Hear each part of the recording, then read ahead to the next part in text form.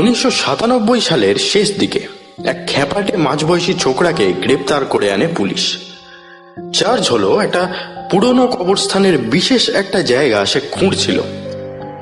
3 foot মাটি তোলার পরে পুলিশ দৌড়ে গিয়ে তাকে ধরে ফেলে।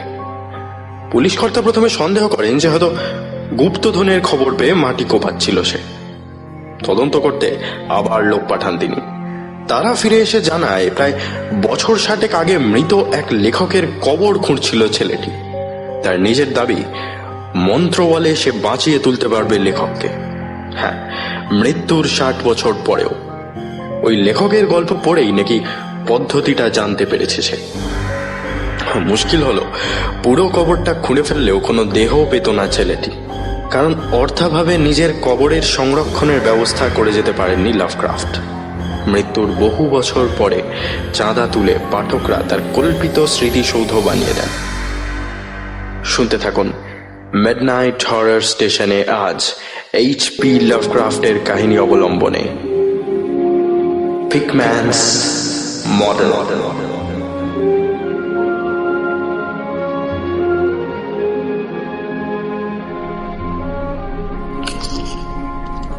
প্রিয় এলিয়ট, আমার সম্পর্কে তোমার মনে যে কি ধারণা হয়েছে তা তোমার চিঠি পড়েই বুঝেছি। এবং সত্যি বলতে কি, সেগুলো ভুল প্রমাণ করার মতো কিছু আমার হাতে এই মুহূর্তে নেই। তার উপর ইদানিং আমার কাজকর্ম দেখলে যে কোনো স্বাভাবিক মানুষেরই সন্দেহ হতে বাধ্য। যেমন ধরো, পার্ক স্ট্রিটের ধারের সাবওয়ের পথ আমি আর মারাই না। সন্ধ্যাবেলা বাড়ির বাইরে বেরোতে চাই না। আগে ভোরবেলা পাহাড়ের গা বেয়ে মর্নিং ওয়াকে যেতাম। ইদানিং সেই সব কিছুতে হঠাৎ করে ইতি করে দিয়েছি। কেন যে দিয়েছি সে কথা তোমার আগে পুলিশই জিজ্ঞেস করেছিল আমাকে, কিন্তু তাদের কাছে সত্যি কথা প্রায় কিছুই বলিনি। আমি বলিনি, তার কারণটা তুমি এই চিঠি পড়লেই বুঝতে পারবে। শুধু আগে ভাগে এটুকু বলে রাখি যে একটা বিশেষ ঘটনার পর আমার নার্ভগুলো আর আগের মতো নেই। তাই মাঝে মধ্যে ঘটনার খেই হারিয়ে ফেলতে পারি। সেটুকু দোষ নিজ গুণে ক্ষমা করে দিও। আসল ঘটনাটার কতটা তুমি কাগজে বা রেডিওতে জেনেছ তা আমি জানি না। কিছুই শোনোনি ধরে নিয়ে গোড়া থেকেই শুরু করছি। কিছুদিন যাবৎ রিচার্ড আপটন পিকম্যান নামে এক শিল্পীকে খুঁজে পাওয়া যাচ্ছে না। আশা করি পিকম্যানের নাম তুমিও শুনেছ, কারণ শিল্পী হিসেবে তার সুখ্যাতি এবং কুখ্যাতি দুটোরই অভাব হয়নি কোনো কালে। আমার মতে গোটা বোস্টন শহরে তার মতো বড় মাপের চিত্রকর আর জন্মায়নি। ছবি আঁকার ব্যাপারে সে সর্বকালের শ্রেষ্ঠ আর্টিস্টদের মধ্যে অন্যতম, তা কেবল আমি নয়, অনেক বড় চিত্র সমালোচকই স্বীকার করে নিয়েছেন। দেশ বিদেশে বিস্তর দামে বিক্রিও হয়েছে সেই সব মহামূল্য ছবি। এত সত্ত্বেও দেশের একদল বুদ্ধিজীবী ক্রমাগত গালমন্দ করে এসেছেন পিকম্যানকে। তার একমাত্র কারণ হলো তার ছবির বিষয়বস্তু। এত কদর্য, এত কদাকার, এত ভয়ানক, অথচ এত নিখুঁত প্রতিকৃতি অন্য কোনো আর্টিস্টের তুলিতে দেখিনি আমি। হঠাৎ করে তার স্টুডিওতে ঢুকে পড়লে মনে হবে যেন সাক্ষাৎ নরকে এসে পড়েছি। চারপাশে দেখি দেখি আগুন জ্বলছে, তার মাঝে বিভৎস সব আদিম দানবদের হিংস্র দৃষ্টি বুকের ভিতরে ঢুকে হৃৎপিণ্ডের ঠান্ডা চাদর জড়িয়ে দেয়। এজন্যই বোধ করি এ সময়কার বেশিরভাগ আঁকিয়ে তাকে এড়িয়ে চলে। কোনো সংগ্রহশালায় তার আঁকা ছবি প্রদর্শিত হলে লোকজন সেই ছবির দিকে ভুল করেও তাকায় না। আমার অবশ্য এইসব দেখে ভয়ের থেকে কৌতূহলী হতো বেশি। আচ্ছা তুমি বলো, একটা মানুষ কেন সারাক্ষণ ভয়াবহ বিভৎস সব ছবি আঁকবে? বিশেষ করে তার হাতের টান যখন এত সূক্ষ্ম, তখন অন্য ধরনের সুন্দর ছবি এঁকে আর্টিস্ট মহলে দিব্যি আসর আলো করে বসতে পারত। ফলে মন দিয়ে তার আঁকাগুলো দেখতে বসলাম আমি। কিছুদিন পড়াশোনা করে বুঝলাম যে ব্যাপার অত সোজা নয়। ইদানিং বিভিন্ন ভুতুড়ে ম্যাগাজিনের প্রচ্ছদ শিল্পীরা নানা রকম যন্ত্রপাতি আর রং তুলির কারসাজিতে কিম্ভূত সব দানবের ছবি সহজেই এঁকে ফেলতে পারে, কিন্তু সেসব ছবির কোনোটাই পিকম্যানের ছবির মতো জীবন্ত হয়ে উঠতে পারে না। ঠিক কোনখানে কতটা রেখা টানলে ছবিটা ফুটবে, কোন অংশে কতটা আলো আঁধারের মিশেলে ছবিটা আরো রহস্যময়, আরো ভয়ানক হয়ে উঠবে, সেই সব জ্ঞান যেন হাতের প্যালেটে রেখেই বসে সে ছবির দিকে দীর্ঘক্ষণ তাকিয়ে থাকলে হাত পা কাঁপতে থাকে। যাই হোক, যে কথা তোমায় বলতে বসেছি তাতেই আসা যাক। পিকম্যানের সাথে আলাপ করার আগে তার ব্যাপারে বেশ কিছু কথা জেনে নিয়েছিলাম আমি, একরকম কৌতূহলের বশেই বলতে পারো। শোনা যায় তার কোনো এক পূর্বপুরুষকে নাকি ডাইনি সন্দেহে ফাঁসির দড়িতে ঝোলানো হয়েছিল। তারপর থেকে তাদের গোটা পরিবারই রাতারাতি গা ঢাকা দিয়ে উধাও হয়। আমি কিছুদিন হলো ছবি আঁকিয়েদের নিয়ে কাগজে একটা কলাম লিখছিলাম। স্বভাবতই পিকম্যানের মতো কুখ্যাত শিল্পীকে নিয়ে আর্টিকেল লিখতে অন্য কোনো সাংবাদিক রাজি হয়নি। সেই অছিলাতেই যেচে পড়ে একদিন আলাপ করলাম পিকম্যানের সাথে। প্রথমে ভেবেছিলাম এমন ছবি যে আঁকে সে লোক নিশ্চয়ই তান্ত্রিক কোচের কিছু একটা হবে। আলাপ হওয়ার পর কিন্তু দেখলাম পিকম্যান অতি সজ্জন মানুষ। বিভৎস ছবি আঁকে বলে সাধারণ লোকজনই এড়িয়ে চলে তাকে। আমি নিজে গিয়ে পরিচয় দিতে এবং আমি লেখালেখি করি শুনে সে বেজায় খুশি হলো। আমাকে সাথে করে নিয়ে গেল তার স্টুডিওতে।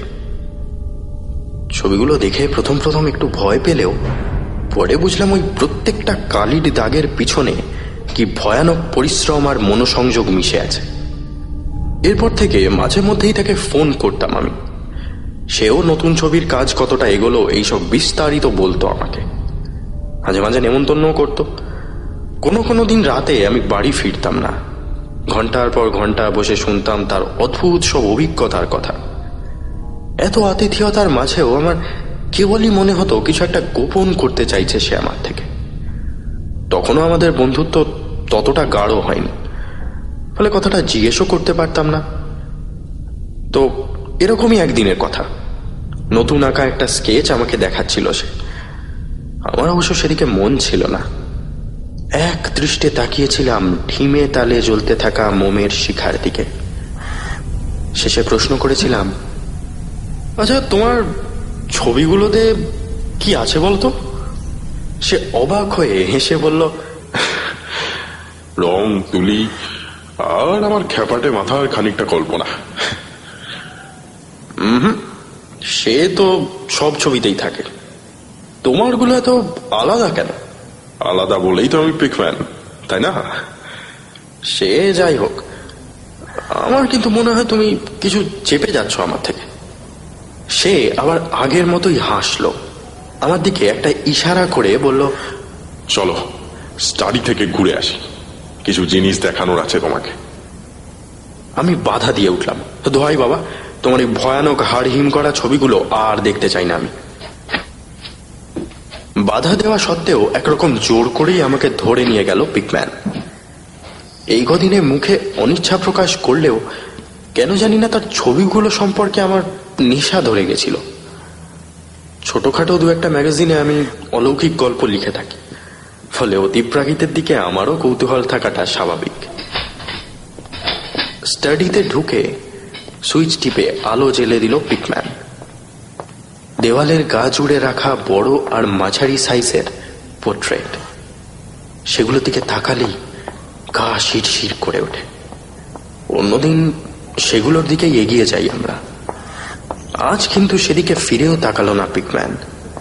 বরঞ্চ ঘরের বাঁদিকে ছোট একটা টেবিলের উপর রাখা সুটকেস হাতে তুলে নিল।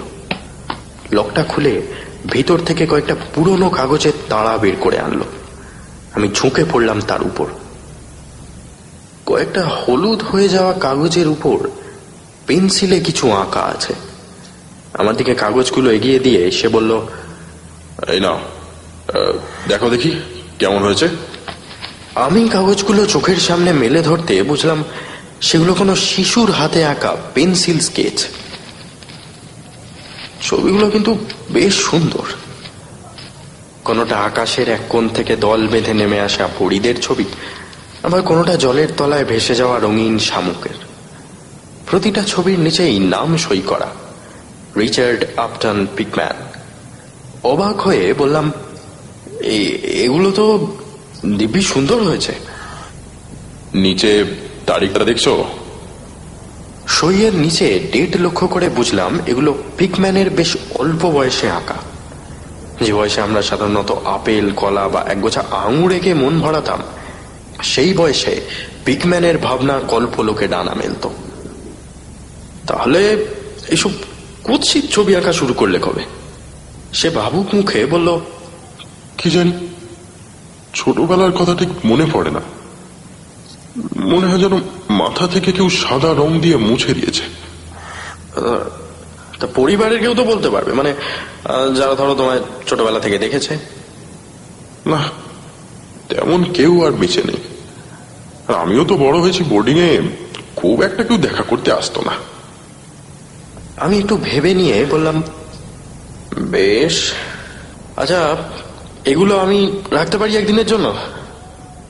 পিকম্যান খুব একটা আপত্তি করলো না, বরঞ্চ আমি যে তার ব্যাপারে এত আগ্রহ দেখাচ্ছি সেটা ভেবে খুশি হয়েছে মনে হলো। সেদিন বাড়ি ফিরেই আমি স্কেচের কাগজগুলো নিয়ে বসে পড়লাম। স্টাডিতে ছবিগুলো দেখতে দেখতেই একটা বুদ্ধি মাথায় এসেছিল। লক্ষ্য করেছিলাম তারিখগুলোতে একটা বিশেষ সময়ের পরে পিকম্যানের ছবিগুলোতে একটু একটু করে ভয়ানক ভাব আসতে শুরু করেছে। 4 বছরে পা দিতেই সে মৎস্যকন্যা আঁকতে শুরু করেছে, অথচ 4.5 বছরের আগেই দেখছি সেই মৎস্যকন্যা শুয়ে পড়েছে জলের ধারে। তার শরীরের নিচের অংশ ছিঁড়ে খাচ্ছে কতগুলো মাংস খেকো পিরানহা মাছ। এরপর থেকেই ধীরে ধীরে তার ছবি ভয়ানক হতে শুরু করেছে। ব্যাপারটা খেয়াল করতে আগ্রহ আরো বেড়ে গেল আমার। অর্থাৎ 4 থেকে 4.5 বছরের মাঝে তার জীবনে কিছু একটা বদল এসেছিল। সেই ঘটনার প্রভাবই ধীরে ধীরে পড়েছে তার ছবিতে। সব ছবি যদি পাওয়া যেত তাহলে ঘটনার তারিখটাও জোগাড় করে ফেলতাম। এরপর থেকে দৌড়াদৌড়ি কম করিনি। যে বোর্ডিং স্কুলে পিকম্যানের শৈশব কেটেছে সেখানে অবধি হানা দিয়েছি। তা অবশ্য কিছুই বলতে পারেনি। বাবা মার সাথে তেমন হৃদ্যতা তার কোনোদিনই ছিল না, বলে সেদিক থেকেও কোনো খবর জোগাড় করতে পারিনি। হতাশ হয়ে ফিরে এসেছিলাম নিজের বাড়িতে। ধীরে ধীরে ব্যাপারটা মুছেই যাচ্ছিল। একদিন আচমকাই পিকম্যানের ফোন পেলাম, জরুরি তলব। নিজে থেকে আমাকে কিছু গোপন কথা বলতে চায় সে। সকাল সকাল সাবওয়ের ধারে তার বাড়িতে পৌঁছে গেলাম। পয়সা কড়ির তার অভাব নেই, ছবি রীতিমতো ভালো দামেই বিক্রি হয়। তাও এমন একটা নির্জন সাবওয়ের একপাশে বাড়ি ভাড়া নিয়ে কেন যে আছে সেটাই রহস্য। যাই হোক, লোকজনও খুব একটা ঘাঁটাতে সাহস পায় না তাকে। পিকম্যানের দোতলা বাড়িটায় প্রথম যেদিন ঢুকেছিলাম সেদিন থেকে একটা বিষণ্ণ ভাব চেপে ধরেছিল আমায়। যেন বহু বছরের মৃত অভিশাপ কেউ বাড়িটার নিচে চাপা দিয়ে রেখেছে। এই শেষ কথাটার খানিকটা যে সত্যি হতে পারে তা বুঝেছিলাম পিকম্যানের সাথে আলাপ হওয়ার পরে। বাড়িটার নিচে সত্যি একটা ছোট ঘর আছে, তবে সে ঘরখানায় আমাকে কোনোদিন নিয়ে যায়নি সে। আজ বাড়ির দরজা দিয়ে ভিতরে ঢুকতেই কিন্তু দেখতে পেলাম তাকে। মনে হলো চোখে মুখে কি যেন একটা আতঙ্কের ছায়া নেমেছে। আমাকে দেখে একগাল হাসার চেষ্টা করলো। ভারী বেমানান লাগলো সেটা। আমি নিজেই একটা হাত তার দিকে বাড়িয়ে দিয়ে বললাম, আজ এত জরুরি তলব? কোনো নতুন ছবি? না, ছবি নয়। তাহলে? তোমাকে কিছু দেখানোর আছে আমার। সিঁড়ি দিয়ে উপরে উঠতে যাচ্ছিলাম আমি। পিকম্যান থামিয়ে দিয়ে বলল, না না, উপরে নয়, আজ নিচের ঘরেই বসবো।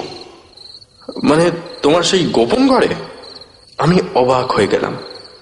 গোপন বলে কিছু নেই, হয়তো তোমার ভালোর জন্যই। যাক সে কথা, নিচে চলো। নিচের সিঁড়ি বেয়ে দুজনে বেসমেন্টে নেমে এলাম। দরজাটা ভেজানো ছিল, সম্ভবত একটু আগেই ঘরে কাটিয়ে গেছে সে। ঠেলা মেরে সেটা খুলে ফেলে আমাকে ভিতরে আসতে বলল সে। আমি গুটি গুটি পায়ে ভিতরে ঢুকে এলাম। ঘরটা আলো আঁধারি, জানলা নেই বলে সূর্যের আলো হয়তো দেখেনি কখনো। ইলেকট্রিকের আলো যেটুকু জ্বলছে তাতে ঘরের মাঝখানে একটা হলদে আলোর বৃত্ত তৈরি হয়েছে। সে বৃত্তের ঠিক মাঝখানে রাখা আছে একটা ক্যানভাস। একটা কালো কাপড় দিয়ে আপাদমস্তক ঢাকা ক্যানভাসটা, ফলে কি যে আঁকা আছে তা বুঝতে পারলাম না। অন্য কতগুলো ক্যানভাস ঘরের দেওয়ালে ঠেস দিয়ে রাখা ছিল, সেখানটা অন্ধকার। আজই আঁকাটা শেষ করলাম, বুঝলে। তো কি আঁকলে? আমার মুখের দিকে একটু ঝুঁকে পড়ল পিকম্যান। কি যেন বলতে গিয়েও থেমে গেল, সাথে সাথে পিছন ঘুরে একটানে সরিয়ে ফেলল ঢাকা চাদরটা। আমি মুখ তুলে তাকালাম সদ্য আঁকা ছবিটার দিকে। না, সেরকম নতুন কিছু নয়, সেই দানবীয় ছবি, গোটা ক্যানভাস জুড়ে লাল আর হিংস্র হলদে রঙের ছড়াছড়ি। একটা মানুষের বুকের উপর চড়ে বসেছে অতিকায় একটা প্রাণী, তার সমস্ত শরীর নীল রঙে ঢাকা। মুখের একদম উপরের দিকে জ্বলজ্বল করছে একটা উজ্জ্বল আগুনের মতো বড় চোখ। নীলাভ বুকের উপর ভেজা চামড়া ঠেলে বেরিয়ে আসছে কালচে লকলকে শিরাগুলো। জীবন্ত অভিশাপের মতো ছবির ভিতর থেকে যেন বাস্তব হয়ে উঠতে চাইছে দানবটা। অন্য কোনো শিল্পীর আঁকা হলে এ ছবি এতক্ষণে কমিক্সের বইতে স্থান পেত, কিন্তু ঘোর অবাস্তব নারকীয় এই দৃশ্য যেন পিকম্যানের তুলিতে জীবন্ত হয়ে উঠছে। এও কি সম্ভব? দুঃস্বপ্নের মতো যে দৃশ্য কল্পনা করাও কষ্টকর, তা কেবলমাত্র তুলির টানে এত জীবন্ত হয়ে ওঠে কি করে? ছবিটার ঠিক নিচের দিকে একটা ছোট কাগজ আটকানো আছে।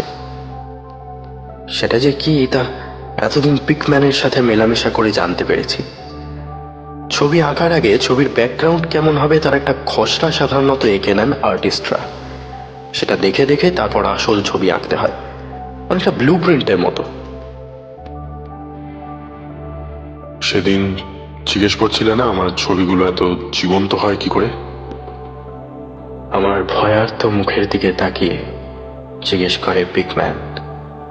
সেদিন শুধু নয়, আজও জিজ্ঞেস করতে ইচ্ছা করছে। যে জিনিস কোনোদিন নিজে চোখে দেখনি তা এত নিখুঁত করে আঁকো কি করে? উত্তর দেবার আগে কয়েক মিনিট চুপ করে থাকলো সে, তারপর ধীরে ধীরে বলল, কি করে ধরে নিলে যে চোখে দেখিনি? আজ তোমাকে বলছি এলিয়ট, সেদিন ওই কথাটায় আমি একরকম জোর করেই হেসে উঠেছিলাম, খানিকটা হয়তো পরিস্থিতিটাকে হালকা করার জন্য। হাসতে হাসতে বলেছিলাম, মানে এসব ভয়ানক পিশাচদের তুমি সচক্ষে দেখতে পাও? সে কোনো উত্তর দেয় না, এক দৃষ্টে তাকিয়ে থাকে ছবিখানার দিকে। কিছুক্ষণ থেকে আমারও অদ্ভুত একটা কথা মনে হচ্ছে। ছবিতে যে মানুষটার বুকের উপর চড়ে বসেছে দানবটা, তার সাথে পিকম্যানের চেহারার যেন বেশ মিল আছে। তবে কি ছবিতে নিজেকেই তুলে ধরতে চেয়েছে সে? উদ্ভট ভাবনা ভাবতে ভাবতে লোকটার হয়তো মাথায় খানিকটা ছিট এসে গেছে। জিজ্ঞেস করলাম, আচ্ছা, ছোটবেলার কথা মনে পড়ে না তোমার? না। একেবারেই না? না। আবার কিছুক্ষণ চুপচাপ। বেশ বুঝতে পারছি সে কিছু বলতে চায় আমায়, অথচ বলা উচিত হবে কিনা সেটা ভেবেই সংকোচ করছে। আমি তার পিঠে একটা হাত রেখে বললাম, কিছু বলবে? সে ইতস্তত করে বলল, সব কথা হয়তো বলতে পারবো না তোমাকে, শুধু এটুকু বলতে পারি যে আমার জীবনটা আর পাঁচটা মানুষের মতো স্বাভাবিক নয়। স্বাভাবিক নয় বলতে? মানে আমি আমি আমি অভিশপ্ত। অভিশাপ? এসব আজ খুবই ভয়ানক ছবি আঁকতে আঁকতে তোমার মাথাটা খারাপ হয়েছে। না, ঠিক উল্টোটা। ওই ছবিগুলো না চাইতেই এঁকে ফেলি আমি। ক্যানভাসে তুলি ছোঁয়ানোর সাথে সাথে একসাথে মাথায় ভিড় করে আসে ওগুলোই। সব যদি তুমি জানতে। যাই হোক, একটা কথা দাও আমায়। কি কথা? আমার সাথে সব রকম মেলামেশা বন্ধ করে দেবে তুমি। কথাটা শুনে আমি স্তম্ভিত হয়ে গেলাম। লোকটা সত্যি সত্যি এতটা পাগল তা আমার জানা ছিল না। এমনিতেই তো লোকজন মেশে না তার সাথে, তার উপর আমার সাথেও কথা বন্ধ করে সারাদিন যদি এই পৈশাচিক ছবি নিয়ে মেতে থাকে তাহলে আর রক্ষে থাকবে না। বললাম, তা কি করে হয়? তোমাকে নিয়ে আমার আর্টিকেলটা এখনো শেষ হয়নি। তোমার ছোটবেলা সম্পর্কে তো জানতেই পারিনি কিছু। আরে যা হোক কিছু একটা বানিয়ে লিখে দাও, কেউ দেখতে যাবে না। তোর কি গল্প যে বানিয়ে লিখে দেবো? পিকম্যানের মুখে অন্ধকার নামলো। সে আবার 2 মিনিট ভেবে নিয়ে বলল, বেশ, যত তাড়াতাড়ি সম্ভব কাজ শেষ করবে তুমি, দেরি করবে না। আমি ঘরের চারিদিকে একবার তাকিয়ে নিয়ে ব্যঙ্গের সুরে বললাম, ব্যাপার কি বলো তো? হঠাৎ করে আমাকে ঝেড়ে ফেলতে চাইছো কেন? মাথা নিচু করে থাকলো পিকম্যান, কোনো উত্তর দিল না। বেশ খানিকটা রাগ হলো আমার, যদিও সেটা মুখে আসতে দিলাম না। এসব পাগলাটে আর্টিস্টদের মতিগতি বোঝা দায়। আমার অবশ্য কাজ বেশি কিছু বাকি নেই, তার আঁকা সব ছবি ইতিমধ্যে দেখে ফেলেছি। এখন শুধু টাইপরাইটারে টাইপ করাটা বাকি। সাথে পিকম্যানের একটা ছবি দরকার। সে কাজটা আজই সেরে ফেলতে পারতাম, কিন্তু ক্যামেরাটা আনা হয়নি। সেদিনের মতো উঠে পড়বো কিনা ভাবছি, এমন সময় দোতলা থেকে কিসের যেন আওয়াজ এলো। যেন একটা ভারী পাথরকে একদিক থেকে আরেক দিকে টেনে নিয়ে যাচ্ছে কেউ। মুহূর্তে পিকম্যানের হাব ভাব পাল্টে গেল। সে তড়িঘড়ি উঠে পড়ল, দ্রুত পায়ে দরজার দিকে এগোতে এগোতে বলল, তুমি একটু বসো, আমি আসছি। কথাটা বলেই ঘর থেকে বেরিয়ে গেল সে। আমি বেশ কিছুক্ষণ চুপ করে বসে থাকলাম। সে কিন্তু আর নিচে এলো না।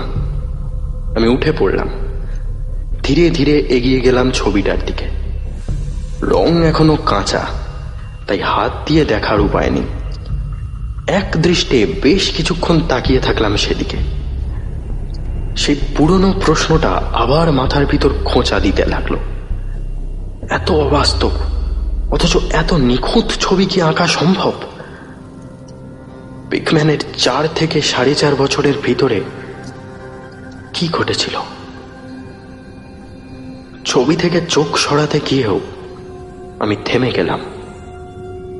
ছবিটার ঠিক নিচে এসে খসড়া করা কাগজটা গোঁজা আছে। কিরকম যেন কৌতূহল হলো। হয়তো এই খসড়াতেই লুকিয়ে আছে পিকম্যানের সিক্রেট। রুমালে হাত মুছে কাগজটা তুলে ধরলাম আমি। সাধারণ কাগজের থেকে বেশ মোটা সেটা, 2 ভাঁজ করা। ধীরে ধীরে সেই কাগজটা খুলে চোখের সামনে মেলে ধরলাম আমি।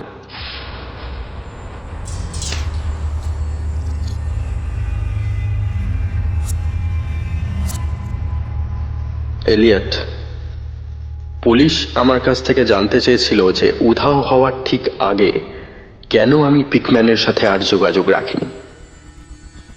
এমনকি আমার প্রায় শেষ হয়ে আসা আর্টিকেলটা পর্যন্ত ফেলে দিয়েছি ওয়েস্ট পেপার বাস্কেটে। এই প্রশ্নের উত্তর আমি পুলিশকে সঙ্গত কারণেই দিইনি।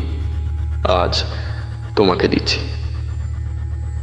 কারণ সেই কাগজখানা ভাঁজ খুলে সেদিন যা দেখেছিলাম তা আমার জীবনে চিরকালের মতো বদল এনে দিয়েছে। আমি অন্ধকারে আর থাকতে পারি না, ফাঁকা রাস্তা দিয়ে হাঁটতে পারি না, সিঁড়ির তলাটা দৌড়ে পার হই। আর পিকম্যানের সেই স্টাডিতে ফিরে যাওয়ার থেকে তো গিলোটিনে মাথা দেওয়াটাও আমি হাসতে হাসতে মেনে নেব। জানতে চাও কি ছিল সেই কাগজে? না, তো খসড়া ছিল না সেটা। খসড়ার দরকার হতো না পিকম্যানের। ছবির নিচে বাঁধা সেই মোটা কাগজটা ছিল আসলে ক্যামেরায় তোলা একটা ফটোগ্রাফ। হ্যাঁ, ঠিক ছবিটার মতোই। সেই হিংস্র নারকীয় প্রাণীটা চেপে বসেছে পিকম্যানের বুকে, টিপে ধরেছে তার গলাটা।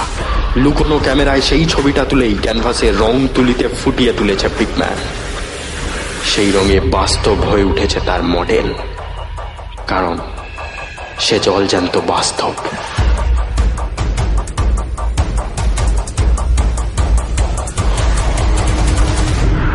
এর বেশি কিছু জানি না আমি। সেই মুহূর্তের পর থেকে অমুখও আর হয়নি। পিকম্যান কোথায় নিখোঁজ হয়েছে তাও জানি না। এ চিঠির পরিণতি কি হওয়া উচিত আশা করি তুমি ভালোই জানো। ভালো থেকো ইতি, র্যান্ডলফ কার্টার।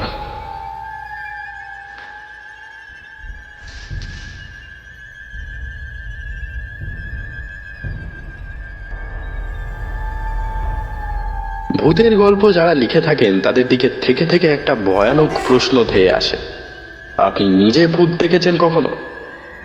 এ প্রশ্নের উত্তর যারা না দিয়ে থাকেন তারা ডাহা মিথ্যেবাদী। কারণ যা দেখিনি সেটা লেখা সম্ভব নয়, কখনো চোখ দিয়ে, কখনো অনুভূতি দিয়ে। অনুভূতির সূক্ষ্ম কণ্ঠস্বর যখন কানে কানে ফিস ফিস করে সন্ধান দেয় অলৌকিক জগতের, তখনই তো শিল্পী তুলি হাতে তুলে নেয়। র্যান্ডলফ কার্টারের চিঠি পড়ার পর আপনারাও যদি চান খোঁজ করতে পারেন পিকম্যানের। তার খোঁজ কিন্তু এখনো পাওয়া যায়নি। শুনছিলেন মিডনাইট হরর স্টেশনে H.P. লাভক্রাফটের গল্প অবলম্বনে পিকম্যানস মডেল। সবাই ভালো থাকবেন। শুভরাত্রি।